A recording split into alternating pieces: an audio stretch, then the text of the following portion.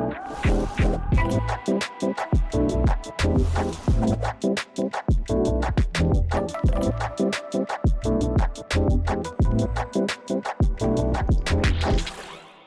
animators and artists, and welcome to our first panel on adult animation.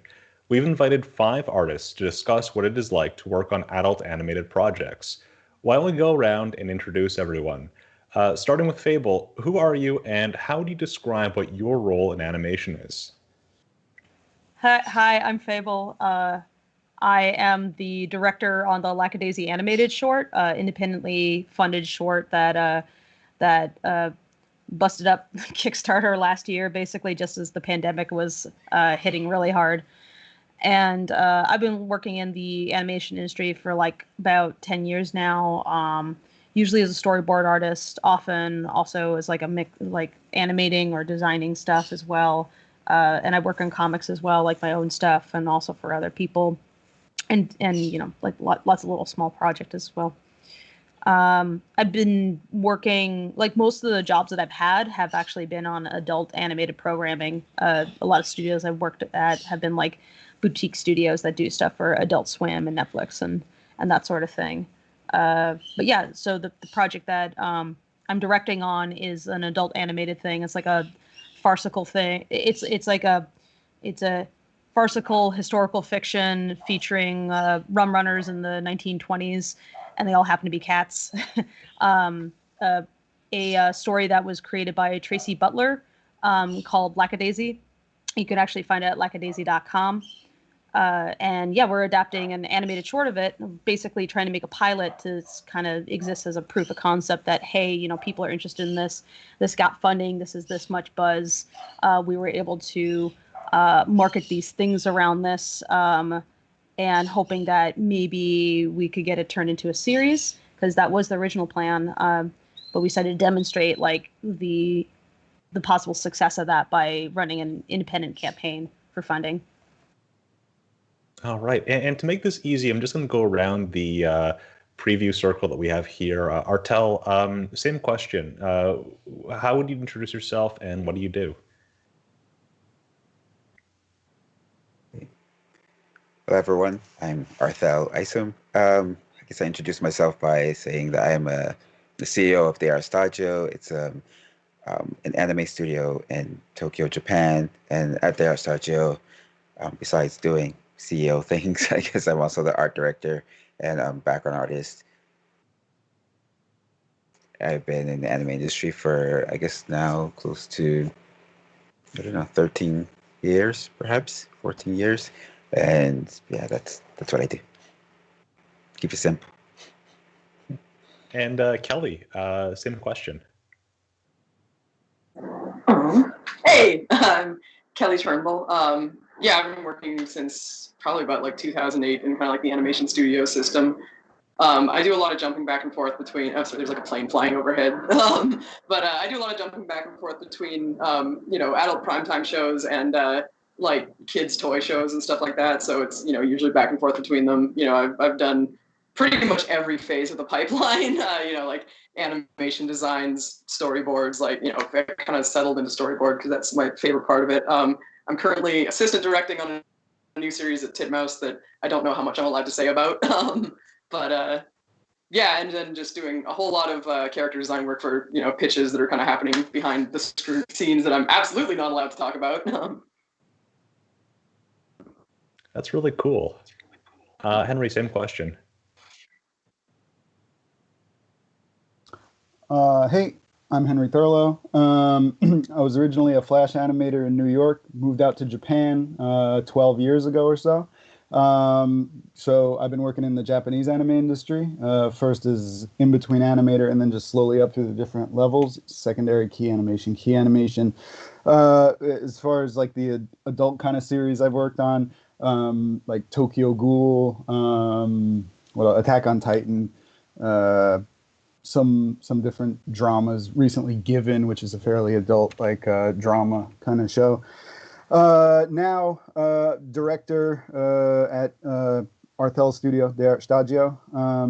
And so we worked on like the Sturgill Simpsons Sound and Fury anthology that's on Netflix. Arthel and I both wrote and directed one of the segments each. Our studio did 2 of the segments there. So yeah, I work on projects like that now, and still help out with like anime productions that other studios are producing too, One Piece and things like that. Recently, we've been working on. All right, and Spencer, who are you and what do you do? I'm Spencer Wan. I'm an animator, and I own a small animation studio called Grackle. All right, And so now that's that we all all know who we are, and why don't we define what we're talking about? So, Spencer, we'll start with you. What does adult animation mean to you broadly, and how would you describe the kinds of projects that you're most excited to work on? Broadly, I mean, to me, I suppose it would just be anything that has themes in it not made for children. And I don't just mean like dark, like edgy themes. It could be anything from like dealing with college to having your marriage fall apart. I don't know. Anything that would tackle something that it just, isn't made for kids, and projects I'm most excited for. I don't know. I guess I'd like to see how this movie I'm working on comes out. Currently on Spider-Verse 2. Oh, wow. I'm really That's looking exciting. forward to that one. Yeah. Spider-Verse was amazing. I felt like that was a good mix between like stuff that's like very relevant to kids, but also like a lot of it was very much about like being a tired millennial who's just exhausted and how do I help the younger kids? And I really liked that. It did a good job of being like relatable to like a broad set. So you're saying that you identified with Peter B. Parker? Yeah, it's sloppy, depressed, eating pizza in the shower. That sounds relatable to me. I just wish I had the superpowers too. Fable, would you agree with Spencer's description of adult animation? Is there anything you'd like to add? Well, I mean, I feel like I feel like I would love to see more adult animation that, yeah, it was like willing to take on like stuff that's you just don't encounter when you're a kid, or just like doesn't even occur to you to be that important when you're a kid. Because like as you get older, some of the stuff that you deal with and like kind of stories that you need, in order to keep going are not going to be the same as like when you were a kid. Like I'll still like watch kid shows, but the older I get, kind of the lighter it feels like when I watch that stuff. And I'd love to see more stories that kind of tackle the kinds of things that I'm used to dealing with, like either when I was in my 20s or my 30s, or folks older than me also like talking about their experiences. And sometimes you can get that kind of thing if you get like animated interview type stuff. Sometimes there's sort of slice of life stuff, but I feel like sometimes the adult animated comedies that I watch still try to keep the material like pretty light so that it's accessible to it's like still accessible to kids. And then like there's always like kids in these adult animated sitcoms, and it's always supposed to like relate to them to some degree. So you kind of are limited in the kinds of stories that you could tell, because if it's also supposed to be accessible to kids, then what aren't you allowed to say as a result? Like what kinds of situations that do we deal with as adults that you just can't talk about in front of children without like talking around it a little bit too much, it'd be nice if we could be like a little bit more direct sometimes about some of the struggles we go with, especially when it comes to like, harder subjects like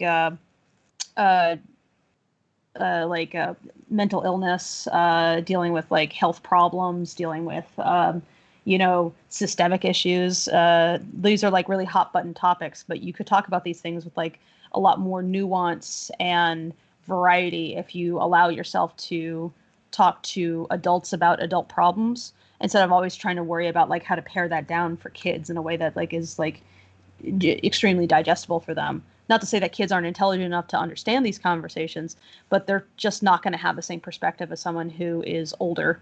So, yeah. No, that's a very good point. Artel, what's your take on this? Do you have anything to add? What do you feel adult animation is, and what sort of projects are you personally interested in working on? No, I agree with both Spencer and Fable. I think that I guess the only thing I'd add is obviously there's a space where the stories that Fable was talking about, was describing exist, and that's like live action. And I feel that that adult animation could tell the same exact stories that live action is telling, just in the animated format, and that would be adult animation. That is actually a great point. So one of the things that I've seen is that networks have huge budgets for drama, and if adult animation could get just a little piece of that pie, that could fund so many projects. Kelly, do you have any thoughts about what adult animation is and the projects that you like to work on? I mean, I think the biggest thing that defines kind of like where the line is drawn is just how much S&P is riding your ass. It's like if they're more concerned about like, is every character wearing a seatbelt? Are they all wearing a helmet where they're doing something dangerous? Are they doing like nothing that a child could try to imitate? Then you're probably working on a kid's show. But it's like kind of as the stuff that was formerly classified as like 9 to 14 is kind of drifting more into like the Adult Swim space. I think you're seeing those kind of lines, but like what was that show? J.G. Quintel's regular show. Close enough. Like that's regular show. Yeah. That's Well, so like close enough. Kind of like the sense of humor is very similar, and I think that if regular show was made like 10 years later, then it would have been one of these like HBO Max kind of like adult shows, because they're sort of like shrinking that 9 to 14 range. And so like when you're looking at kid shows, like everybody's looking for 6 to 11 stuff. So it kind of like it's like you're either pitching things for 6 to 11-year-olds, or you're pitching things for this like older audience, and they're kind of like letting the teenager. It just seems to be like how much they trust all the things characters are doing seems to like be where the hard line is drawn. And I guess just for things that I'm excited about, like there's sort of this like 30-year cycle in culture where like people who grew up with something are like, they want to bring that back and share it with the next generation. So I think we're starting to hit this era where people who kind of grew up with like the 90s X-Men and G.I. Joe and all these like very kind of comic book style shows now want to make that, because for a long time I kind of got out of doing character design, and I was mostly just focused on like doing storyboarding and stuff. And then just in the last handful of months, I've been tapped to do like character lineups for like 5 different pitches, because everybody's saying like, oh, we're trying to make this like kind of like a modern G.I. Joe style. Like, I have like a very kind of like comic book sort of sensibilities. And they're like, that's exactly what we want for this. And so like, I think part of it is it's kind of like that space that Venture Brothers left. It's like the void that people are trying to fill. Like everyone wants kind of like the next Venture Brothers, but I'm excited for that kind of stuff, because that's like exactly the sort of thing I like to do. Like I love the style of the Harley Quinn series that's going on now, where like it's like a little bit more detailed than Batman the animated series, but it's like very much like that kind of sensibility, like that line between like animatable but still very like comic book and like anatomically correct in that. And I'm really hoping that we're just kind of like on the cusp of that kind of like exploding, and seeing a whole bunch of stuff that I guess like almost like an anime level of detail and proportions, but like not necessarily like what somebody would look at and immediately think like, oh, that's like anime style. But that's what I'm hoping ends up being like the new big thing. I mean, that'd be cool. Yeah. I feel like in general, my opinion is I want more. Yeah. Henry, what's your take on what adult animation is? Oh, sorry, no, I was just saying, I want there to be like something for everybody for whatever their taste is. Yes, exactly. And Henry, so what is your take on what adult animation is, and what projects are you most excited to work on? I think what adult animation is I think you'd have to ask everyone individually, kind of, because I imagine there's a lot of different definitions for that, and even I'm kind of torn a little bit. I don't really, ever since kind of moving to Japan, people kind of accept animation here a little bit more widely than they do in the West. It's changing now, but I don't really have to have this conversation because it's almost equivalent to film, you know? So people don't ask, oh, are you into kids live action or adult live action? And it's like, that sentence just doesn't exist, right? Well, because a lot of the things that I used to think were adult animation when I was younger, now I see as like, well, it's kind of just a teen show, right? With ultra violence or something like that, right? And don't get me wrong, I love those. But back when I was younger, I would call Dragon Ball Z adult animation. Oh no, these guys are really fighting and they kill each other. Like, you don't get it. Like, they're dead, and there's blood spraying out of the guy's chest and stuff, and they chop each other's arms off. But dead until they're not anyway.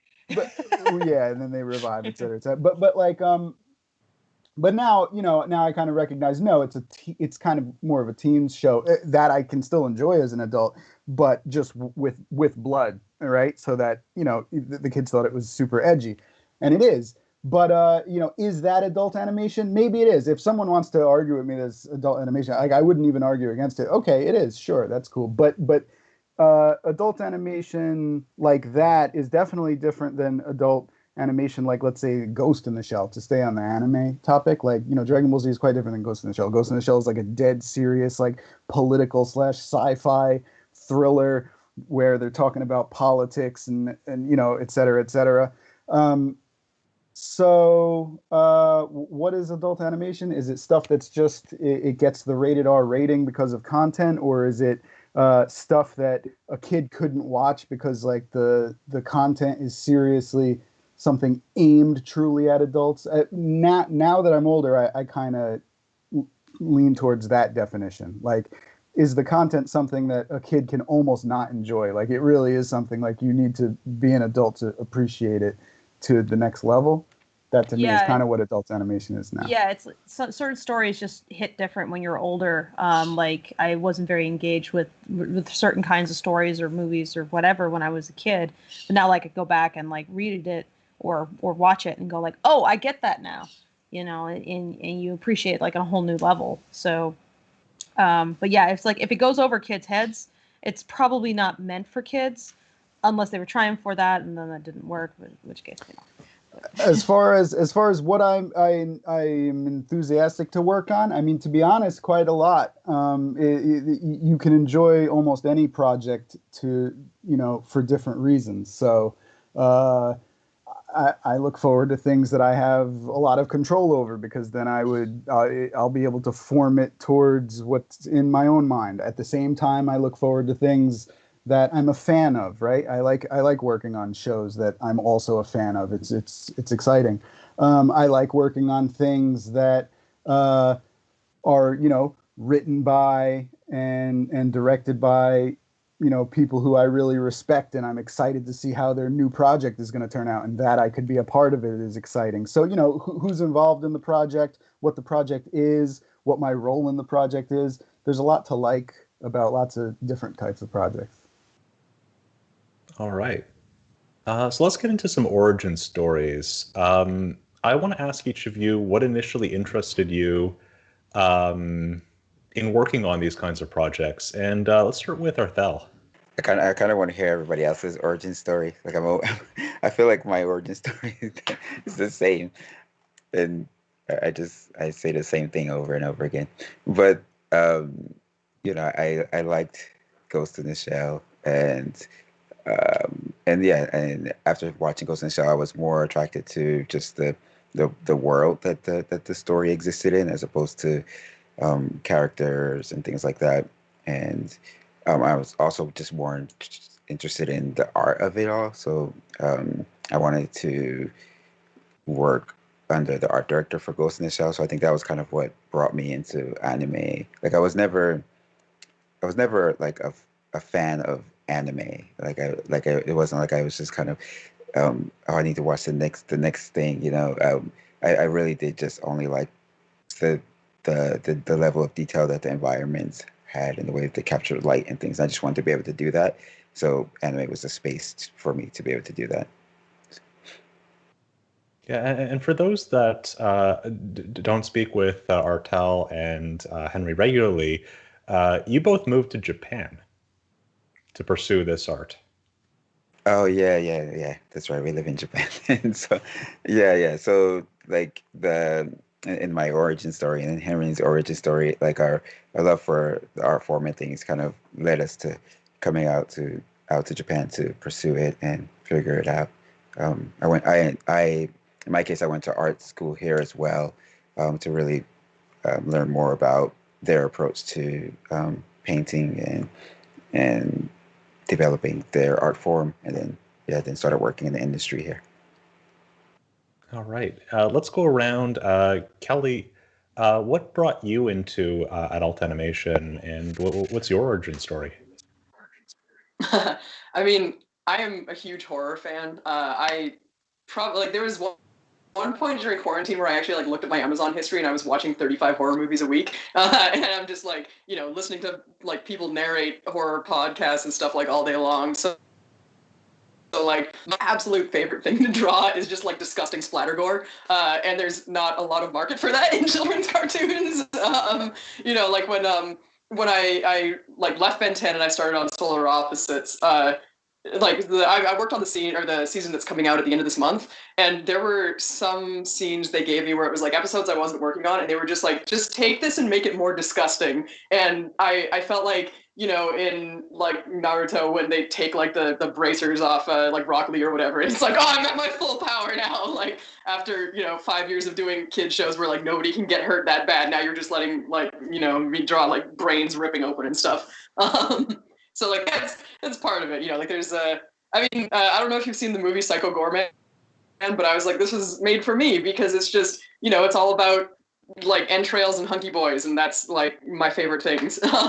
So it's I'm definitely hoping there's I definitely like to be more on kind of like the comedy side of things, but like anytime there's a chance to do like just horrible splatter gore, that's like really where I just feel alive. I don't know if you've ever seen the comic Spread. The artist is Kyle Strom, but he has a forward in the first volume of it where he's talking about how inspired he was by The Thing when he was a kid, and how like the violence in that it's not scary, it's delightful. He's like, I don't want to make things that are so gruesome they horrify you. I want to make things that are so gruesome they delight you. And it's like I just like Super Jail style, just intestine streamers. Like it just feels like a party popper going off. All right, I'm really glad that I put you before I put Henry. Henry, can you talk a little bit about your origin story? Yeah. So I the animation that actually got me into animation at all, not even just anime, was the Spawn series from the 90s. When I was like in 6th grade, I saw that, which was too young to see that, but that's why I loved it. I was like, oh my God, I can't believe at the end of season 1, Spawn is, the clown is just like absolutely cursing out some Billy Kincaid and then he kills him. Like it's just the F-bomb, just every other word, and then blood splatters all throughout the alleyway. And I'm just like, this is the greatest thing I've ever seen in my entire life. Like, I can't even express how much I love this right now. So then when I finished watching that, I was like, where's more? I need more. But that's when I found out like that stuff isn't that really produced. That's the exception to the rule. Like there almost is no show like the Spawn show, but something similar to it is Japanese anime. So if you go to the Japanese anime section of the video store, then you'll find Ninja Scroll and Ghost in the Shell and a whole bunch of like crazy horror OVAs. Yoma and Genocyber. I mean, I could name drop like obscure stuff, but that's what I was watching when I was younger, and that got me into animation. So, I mean, I like not super splatter gore stuff as well, but that was my entry in because I also really love that stuff. And so it was always my assumption as I saw anime becoming more and more popular in the West, that once I, if I studied animation, graduated, I'd be able to find a studio that was making that stuff, right? Because anime is getting super popular. So no doubt by the time I graduate college, like there'll be a studio that's making our own crazy horror OVAs. And there'll be a studio here making our own Ghost in the Shell. No doubt, no doubt. Of course, then I graduated and I saw that doesn't exist, right? So I was actually lucky to get some good jobs. Supergel was one of them. I worked on Supergel season 1. So there were jobs that I really did like. But at the end of the day, I felt like they were too few and far between. And I was like, when am I going to get to make the kind of stuff that I always wanted to make? I just realized after a couple of years, like I never will in this country. It doesn't exist now in this industry. So if I want to so either I accept reality, which most people do, or I relocate myself to the other side of the planet in a different language that I don't know and start over again. But at least then that will exist. So there's a chance that I could get into that at some point. And that brought me out to Japan. I said, screw it, let's take the risk. And then it took a while, but I did crack in to the industry. And that's my origin story. That's how I got here. All right. And Spencer, how would you describe the radioactive spider that bit you? Well, it was green and larger than my face. But the actual question, right? You wanted me to answer the actual question. Yeah. What was your origin story, and how did you get into projects like Castlevania? Well, actually, I was trying to go to Japan. The whole genre of adult animation wasn't really on the forefront of my mind. I was interested in the craft of animation, and I was inspired by the animators in Japan. At some point, I tried to go there, but my visa application got rejected because I didn't finish school. And I just ended up at Powerhouse instead, working on Castlevania. That's really all there was to it. And Fable, what was your origin story? I mean, I could actually point to when I was 6 and watched Lion King. Like that was the thing that got me into animation. But also, Lion King was very unique in that it was very Shakespearean and it was like intensely dramatic. And even though like that's a kids movie and like it's it has like its goofy comedy and it's like bouncy, colorful elements and that kind of thing, it still like put a lot of attention on like atmosphere and like trying to think of like like in Shakespearean plays, like you have these complex character motivations, like what drives them can be like rather vicious, rather vicious, like dark emotions. And even like it's Hamlet. So like even as a little kid, I was like, I really like that. And so like I kept seeking out, even as a child, like more stories like that. And I was a 90s kid and I grew up with like Batman the Animated Series and Gargoyles. So that like reinforced like my enjoyment of that sort of thing. But unfortunately, there's not that many shows that do that sort of thing. They're kind of exceptions rather than something that consistently shows up over and over again, or like you can keep going back to something like that. So most of the time, like when I watch cartoons, if I want that sort of content, I have to watch stuff from Japan, basically. If I want something that's like a little bit more darker, more intense, emotional stories that don't necessarily like sugarcoat the content. Unfortunately, there's not a whole lot of jobs that allow me to work on that kind of thing. I've worked on adult animation, like adult cartoons before, but they're usually like sitcoms, and they're unlikely to get too intense, honestly. So I was always hoping to work on something like that. And very recently, I managed to get on Midnight Gospel as an animator there, and that was fantastic because that was based on Duncan Trussell's podcast series, the Duncan Trussell Family Hour, I believe it's called. And that show, like it's very colorful. It also like talks about death and existentialism and like ways to view the universe and like your place in it. It's very philosophical. Like you could be high and watch it, or you could just not be high and just enjoy the discussions in general. And I really, really enjoyed that. I would love to see more of that kind of thing, which is just kind of taking a, let's talk about this stuff approach. But yeah, there wasn't like a whole lot of like dark, dramatic stuff that I could engage with, because I'm very about like suspense. I like horror, like Kelly has said. Like I also love drawing that kind of like gory, violent stuff. Like my own comic touches in this, like this has a lot of those themes. But I was very excited to get asked by Tracy Butler to work on like seeing if we could adapt her project into a cartoon, because her stuff has that very like there's a lot of comedy in it, but the tone of it often, like the way that the visuals are shaped, the way that the story is shaped, is more is more on the realistic end overall. And like a lot of what the characters are dealing with is very, dark, complex stuff. Like they have hard backgrounds, they have uncertain futures. They have been like funneled into like these criminal enterprises that they couldn't necessarily like escape from in the first place. And I remember when I watched shows like Breaking Bad, for instance, and seeing that, and I was like, I would love to do something like that, but I'd love to do that like as a cartoon. Because in animation, like we have so much more access to like visual language that is difficult to do, if not impossible to do in live action. Like magical realism is just part of our bread and butter here. And so I would love to see, some more fanciful drama that it just embraces animation rather than trying to constantly accommodate around it. So like his Dark Materials, for instance, is a show that came out that's been coming out on HBO, and I watched that and I'm like, why not just make that a cartoon?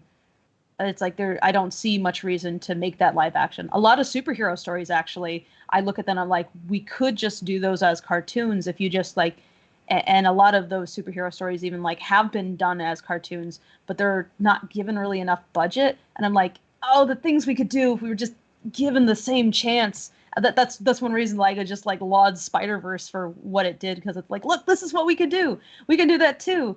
Like you can take these stories seriously, even if animated, and it's not like an exception. It's like we are fully capable as artists of making engaging material for adults or for folks in general, like with broader themes.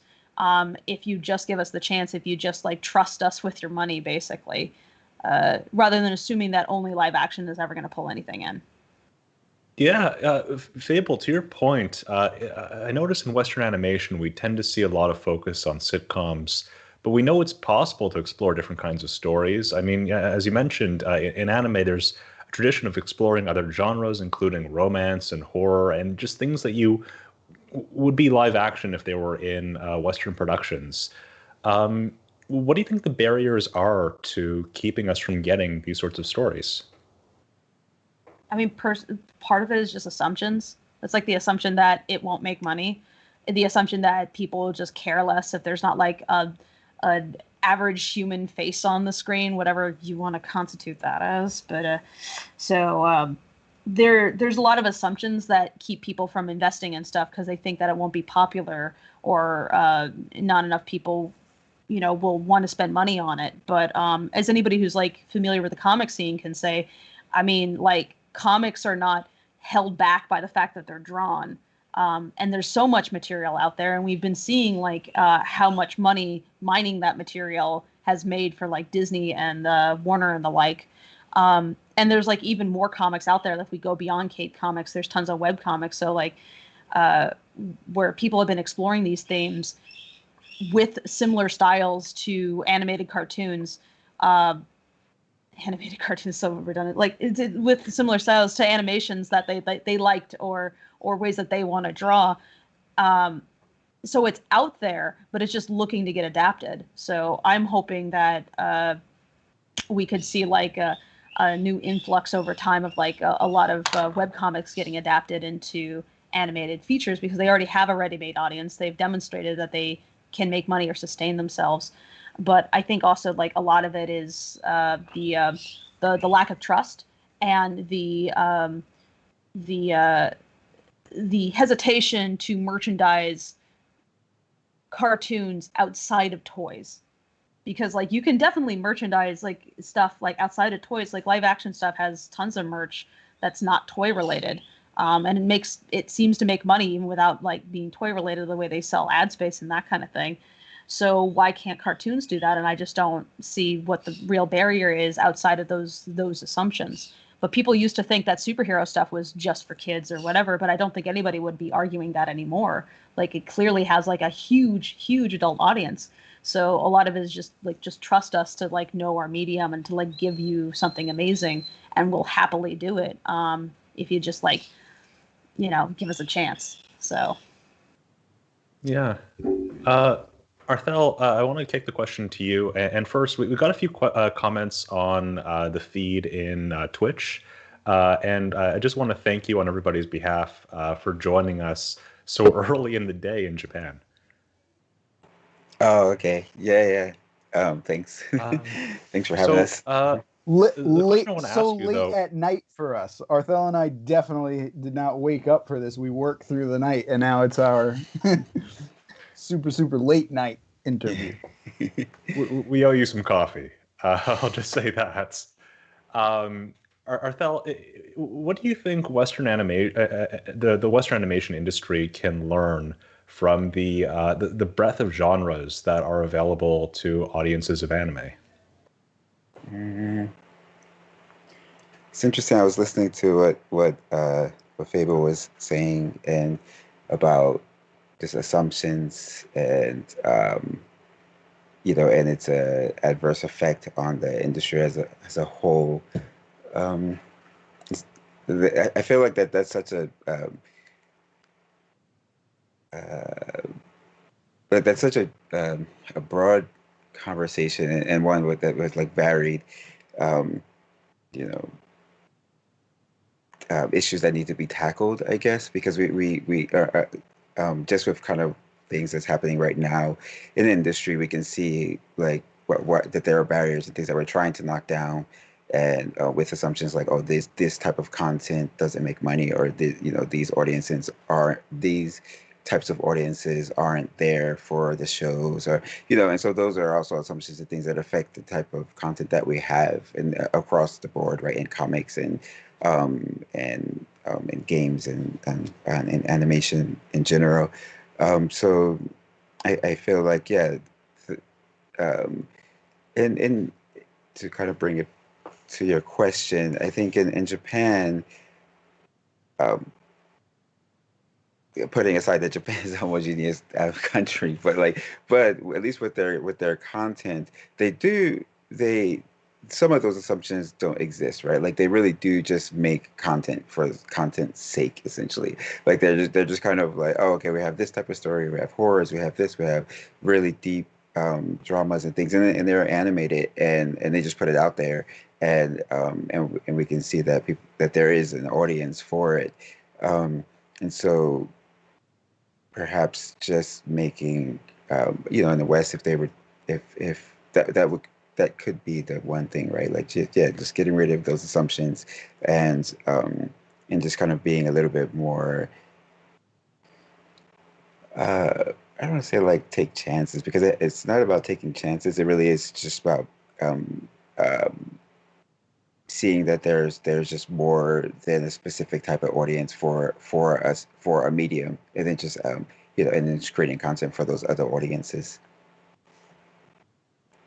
Yeah, I personally believe that there are so many audiences that are underserved in animation, and if somebody does target it to the right group of people, they could have a really big success on their hands. Kelly, as someone who's worked on shows that are very tied into merchandising, how do you see that playing out? Oh, man. You caught me off guard because I was expecting to answer the other question. I had like something in the chamber for it. So sorry. What are you asking again? So I'll ask you the same question then. So why do you feel that Western animation is really struggling to expand into other genres, and what can they do to break out of that? I think that like a big part of it's, once people have been alive for a couple decades, they kind of have like a pretty clear idea of like, what they like. And then if you're trying to bring them a new thing, then, they'll like, if you're like, hey, we have this new cartoon for you, then they're like, oh, I'm not the kind of person who watches cartoons, and they don't watch it. Like, they just don't even give it a chance. I mean, even being self-aware of that, like I recognize, I was telling someone like, I wish I could be as excited about anything in my adult life as I was about like anime when I was 14, because I just wanted to read all of it and I wanted to watch everything, and I was like consuming everything, and like, comic wise, like every single like just poorly drawn Xeroxed comic that like, they sell at like shops, it's like the ones that it's like local people make them, and they just have like a big shoebox full of like all the super underground indie comics that you can never get anywhere else. And I have so many of those. Like I still have a huge stack of them, and I never buy stuff like that anymore. Like, it's like I kind of have this idea of like what my tastes are, and it's like I see something, I'm like, I probably won't like that. And I think, you see that with like, whenever there's something that's like very genre and it comes out and everybody like it's just a huge success, like, for whatever reason, like that thing was the one that took off. Like the best example I can think is Zombieland. Like when Zombieland came out, there were so many people who never watched zombie movies but watched that one because it had like Bill Murray in it or whatever, and they were like, oh my god, this is amazing, this is unlike any other zombie movie, like this is the zombie movie for people who don't watch zombie movies. And if you do watch zombie movies, you're like, no, this is a very basic bitch ordinary zombie movie, but you think it's unique because you've never seen a zombie movie before, and you like, this blew your mind. So I think part of it is like, kind of like leading a horse to water. Like there's not really this established audience of like, people who are like, like, oh yes, I like cartoons and I will give a chance to like everything new that comes out. But like, it feels sort of like pulling yourself up an ice wall where like, every time something comes out and it's a huge hit and it like breaks a new audience and like, people start talking about it, then you can like pull yourself a little higher up the ice wall. It's like a foothold is in and you've like established that. I think that part of the issue is a lot of American studios aren't interested in making things that are like cult classics. Like, they want something that's like successful with everybody immediately. So they try to I tell people that the more people love something, the fewer people like it. Because like, when you have an audience that's like really passionate and loves your thing, then you have like a bigger audience of people who are kind of like, it's like so specific and niche that like more people are turned off of it. It's like, there's this ice cream paradox thing they say where like if you have a huge group of people, like if you've got 50 people and they all get free ice cream, if they can all agree on the same flavor, it will 100% of the time be either chocolate or vanilla, because like it's not anybody's favorite ice cream, but it's the one that the most people are like, yeah, I'm okay with that. So you have like, most places want to make the chocolate or vanilla thing that the most people will agree on, and they don't necessarily want to be like, here's $1 million, go, make me some Rocky Road or whatever, because they're like, we're not making this for like, the like 7% of our audience who will enjoy it, which is a shame, because I mean, that's so many of the things that I want to work on are exactly that kind of thing where it's like, like nobody's going to watch it right now, but in 20 years, you're going to have like a convention in Winnipeg every year for it. I definitely don't like Rocky Road. All right, Henry, what is your favorite flavor of ice cream and why? After being in Japan, where chocolate chip cookie dough doesn't exist, I think that's starting to become my favorite. If I was in America for all that time, it probably wouldn't be, but chocolate chip cookie dough just doesn't exist out here. So, like the few times I get it, it's when I'm out of this country. So, as someone who I get the impression that you were sort of frustrated with the lack of variety of productions in America. What can they learn from anime, in your opinion? Man, that's really hard, because I don't know if there's really anything to learn. Every country, it's not even just East and West, like every country and every culture has their really, really unique and interesting points, and they can create very original content that would be appreciated on a fairly wide scale. It's not about learning like anime is doing any unique thing better than anyone else. I think there's a lot of Western movies and stuff. I mean, the Western feature films, the Disney films or like the Don Bluth films. Like, I mean, I love Japanese anime, obviously, but gun to my head, like, yeah, that animation is better than anime, like, you know. So there's a lot anime could learn from the Western stuff too if you're cherry picking, you know, the best ones. It's for me. I like Kelly's last point about like, you know, basically the producers just want things that are at least they perceive as guaranteed to be successful. And I think that's the difference between why there's less variety in the West and more variety in Japan. Because in the West, again, it's not actually guaranteed, but in their minds, they believe I'm not okaying something unless I can feel guaranteed that this is going to make me boom this much money, and oh, look at the audience, it's going to hit. And then they release it, and sometimes it hits, sometimes it misses, sometimes it's in the middle, etc. But they'll only go into the project if they believe at the beginning, this is a hit, I've figured it out.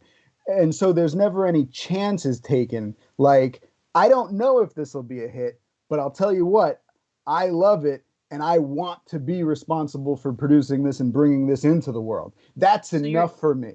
And so I think a lot of Japanese studios do that. Now, the flip side is very often they, not to go off on an entire tangent, but I'll mention that the asterisks, right? A lot of times there isn't a big profit afterwards, and hence there's not big budgets out here in Japan. Hence, you've all heard the rumors about terrible pay out here, et cetera, and that's true. But the flip side is people are taking risks to produce things just for the sake of producing them, not because they're just guaranteed for a hit or have the perception of guaranteed a hit every time. And the end result is massive variety. There's little kids shows, there's shows for teens, there's shows for adults, there's pornography. It literally is the exact same as live action. Here's how I describe anime or anime's kind of existence in Japan to people that aren't really familiar with it. Like, if you watched live action, right, in the West, like if I hit play, I was like, hey, watch this movie, and I hit play, and all I show you is a 5-second clip of someone swinging a door open and going, hi, everyone. And then I paused it. I'd be like, what genre is this and who's it for? You would be like, I don't know. You have to keep going. Like, that could be literally anything. It could be a little kid's show, or it could be a pornography or a horror movie, or literally anything. It could be rated anything. I don't know. You have to keep going, right? I don't know what it is just because it's live action and you showed me a door swinging open. That's what kind of anime is here. You could hit play, show 5 seconds of a character turning his head and saying, so what should we do tomorrow? Okay, what are you watching? Now, in the West, someone's going to say, oh, it's a cartoon. Oh, it's for kids. Or, oh, maybe it's an Adult Swim thing, so it's like a stoner thing, right? The options are very limited. They're going to be like, oh, it's one of these few things, I'm sure.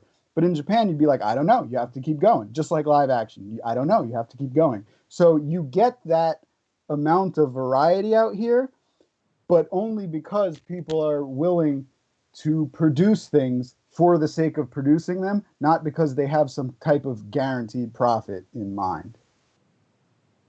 If I might add to that, if I might add to that, basically it's the biases of the folks at the top who are making the decisions are affecting like what gets made in general. And in like this conversation is about how that affects animation, but like that conversation exists for a lot of different kinds of stories and the way they can be told and who they're told by.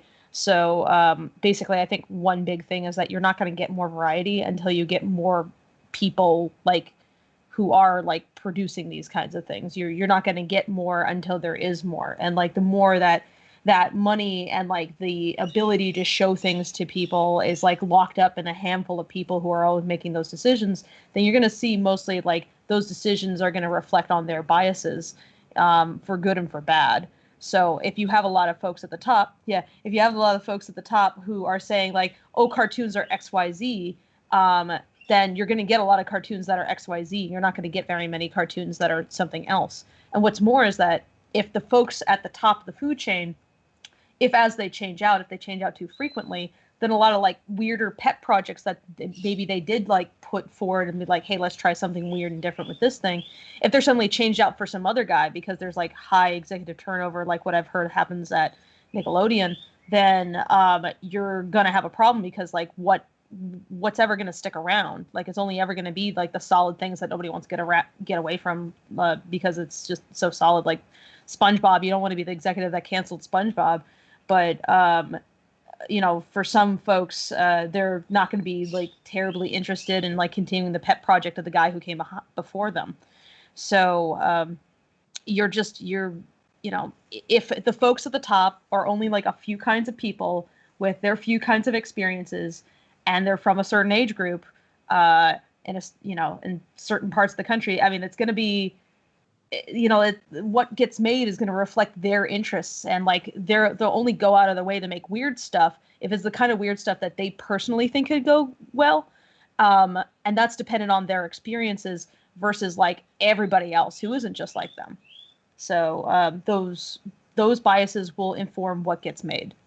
So yeah, I can see that there are a lot more. I know Artel wants to comment on this, but before we do, I want to ask Spencer. Spencer, how do we get more weird stuff?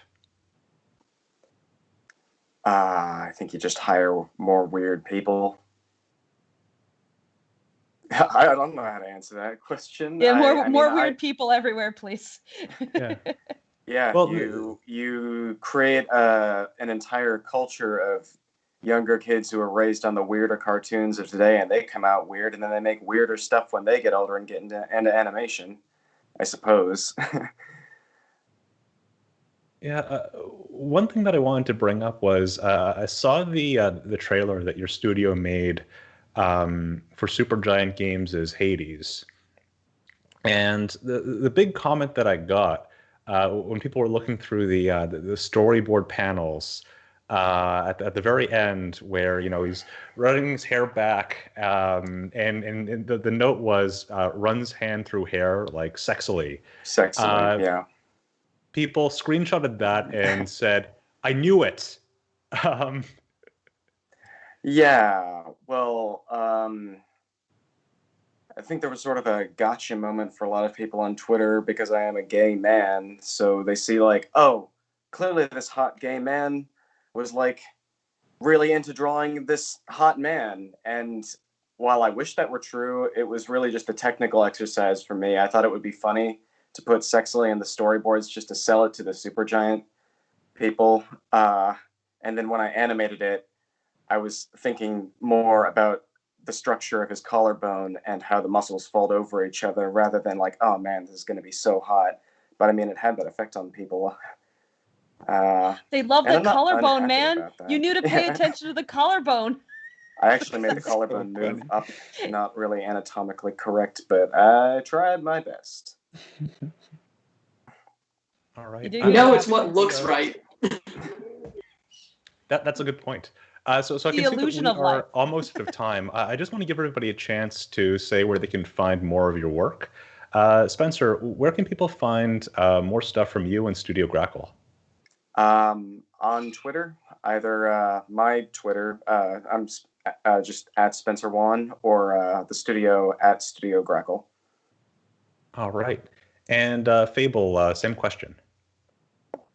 Oh, you can find me on Twitter. My Twitter handle is FablePaint, and you can follow the project I'm directing on Lackadaisy, the animated short, at littledaisycafe.com, and also on Lackadaisy Film on Twitter. And you can also follow a lot of the project updates on YouTube, where we will frequently share rough animations we're working on. I have streams where I show the workday, basically.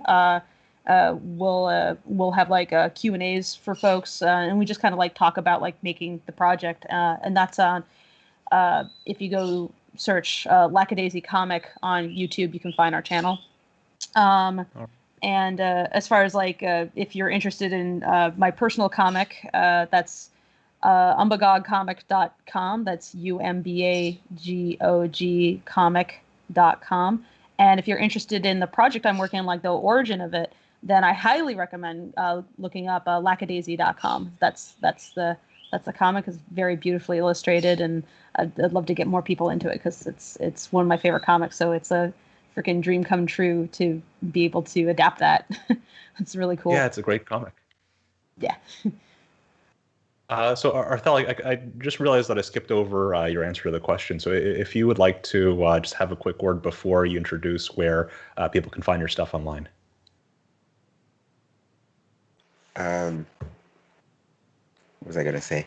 Oh well, you know, I totally forgot what I was gonna say. I think we were talking about biases and stuff. Oh, okay, yeah. And then so like Fable was bashing all the people on the top, and so like I did want to say one thing, and perhaps Spencer may agree with me because Spencer is also running a studio, and so I I know it's easy because I feel that we gloss over what Henry said, like because Henry made a very important point about the idea that money isn't important here as important as the content that we're creating, but obviously in the West, you know, where like on social media, if people don't get paid like just a little bit, you know, it can, you know, they're trying to fire all the directors and the presidents of the company, and so I feel that. Um, that the responsibility of what we see is also on the viewers and the audiences in America because you can create content, but if no one goes to watch it, then of course they're not going to make more of it, right? And so there's Absolutely. a lot of great stuff that is being made in America and the West and Japan and all over the world, but you know, you'll have stuff come out, and then the audiences won't go and support it. But if you don't go and support the stuff, then no one's going to watch it, right? Because Hmm. no one's going to make any more of it. Because of course, if something costs a lot of money and they don't get the money back, I mean, like, you know, we don't Yeah. like to have that kind of conversation. But when you're running an organization, obviously money is part of it, right? It's the thing that makes things go. And so, Absolutely. Absolutely. yeah, Yeah. I just want I have to sometimes put on this CEO hat and protect. I don't know, but you know I know Oh, no, that no, no. that's not like now I you can throw understand. darts at me now, but Oh, yeah. no, no, no. I understand like the motivations of the folks at the top. Like they have to consider like how do I keep this studio running? Like they are responsible for like a lot of folks below them. Like they have to bring in money to keep everybody going. A business is made up of people after all. And I absolutely agree with you. Like if you want to see more interesting, strange, weird things, like I feel like change comes from the bottom. It doesn't start at the top, basically. Like it comes from the bottom. If you want to see cool things, then when you find like a really cool project, share that with your friends. Trumpet it all out on social media. Talk about it. If you're an artist, make fan art for it. If you're a writer, try fanfics, that kind of thing. Like a lot of times, the way that people engage with something, like how they express like their interest in that story, and if they talk about it with people, that's how it finds new audiences. So I very highly recommend, like, if you love that one weird thing, be excited about it, be open about it, because I mean, at minimum, then like nowadays, especially like the creator of that can see your enthusiasm, that can encourage them to keep going just on a personal level. But also, like, if there's a bigger and expanding audience for that thing, then it's more likely that it's going to be able to last, because if it's getting attention, if it's getting money, like if you're investing in it, if you're invested in its continued success, then make that known, like, support it however you can, because like that's how you see most change. It's the folks at the top, they have a lot of things that they got to juggle, but as a watcher, like, you actually have a lot of power if you just make that, make your interests known, and yeah, tell people about what you love, because at the On very that least, like, topic, us work on it, we want to know, we love to see people loving what we work on. So on that exact topic, Arthel, where can people like and subscribe to your stuff?